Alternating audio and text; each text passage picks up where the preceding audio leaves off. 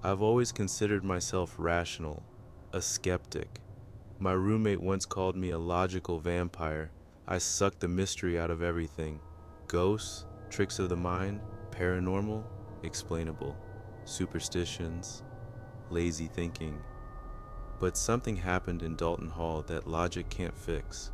Dalton was the oldest building on campus, a crumbling monument tucked behind the science labs like the university hoped we'd forget it. Most students did. Its windows always seemed too dark, its halls too quiet. I was a junior architecture major, interning with facilities, helping with the digitization of old dorm layouts. It was dull work, but I liked it. Orderly, predictable. That week, I'd been assigned to catalog the rooms in Dalton. The sixth floor wasn't supposed to exist. One rainy evening in late November, I stayed late in the Dalton common area. I'd lost track of time sketching out room measurements. My laptop's fan whirred in the heavy silence. Everyone had gone home. Even the air felt stiller. That's when Hal, the janitor, shuffled in with his mop and stopped when he saw me. "You shouldn't be here this late," he said, eyes flicking to the ceiling.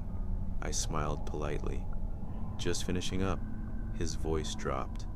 "If you hear the elevator ding and no one's around, ignore it and don't go to the sixth floor." I paused, but his eyes were already far away, focused on something that wasn't there. I brushed it off. Sometime past 11, I heard the elevator ding. I looked up. The brass door slid open slowly, creaking with age. No one inside, but the air that spilled out was wrong, cold and wet, like breathing through a sponge soaked in vinegar. The scent hit me next, rust, mildew, and something that reminded me of old bandages. The panel had 5 buttons, but now a sixth one glowed faintly red. I stared at it. I should have walked away, but I'm not proud. I was curious. I stepped in. The elevator rose in a slow, groaning lurch. No music, no ambient noise, just a soft, rhythmic hum of motion and my own breathing, which grew shallower the higher we climbed. When the doors opened, a wave of cold rolled over me. The hallway stretched ahead, long, dim, and crooked. The carpet was soaked, the wallpaper peeled in long, skin-like strips. A murmur, like distant whispering, ebbed and flowed with each flicker of the lights overhead. I should have left. I didn't. My sneakers squelched as I walked. Every step felt heavier. My arms prickled with goosebumps. I opened the first door.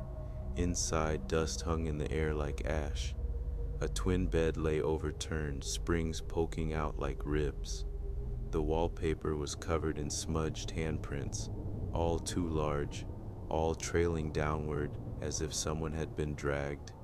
And on the floor, a red-heeled shoe, pristine, its patent leather gleaming in the dying light. I stumbled back, heart racing. Every room was the same, destroyed, vandalized, violated.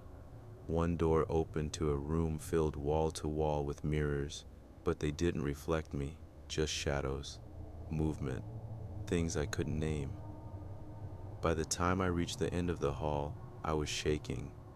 The walls had curved, the doors had grown closer together, the light had dimmed, and I wasn't alone. A whisper, a breath behind me. I turned and saw her. She was wrong. A woman once, maybe. Her limbs were stretched, too long. Her head hung to one side, neck bent like a wire hanger. Her mouth open wide, not in a scream, but a silent, endless gasp, as though the air had long left her lungs, but she kept trying anyway. She moved toward me, jerking, like someone skipping frames in a video. I ran. The hallway pulsed around me. Doors slammed shut behind me, one after another. I hit the elevator button. Nothing. The stairwell door gave way, and I bolted down, each flight darker than the last. The air thickened the deeper I went, like wading through oil. The walls seemed to lean in, watching. Somewhere above me, I heard wet footsteps. I burst out on the ground floor, wheezing. The air was normal again, bright, clean. I collapsed near the receptionist's desk, shaking. The elevator sat idle, perfectly normal, its panel back to 5 buttons. No red glow, no 6th floor. Security shrugged me off.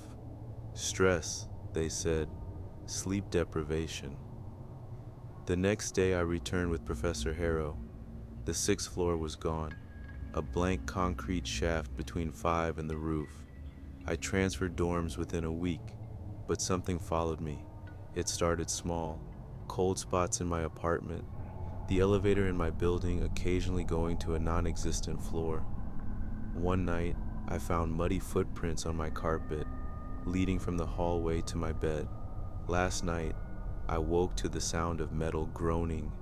My bedroom door was open, just slightly, and on the floor beside my bed, that same red heel shoe.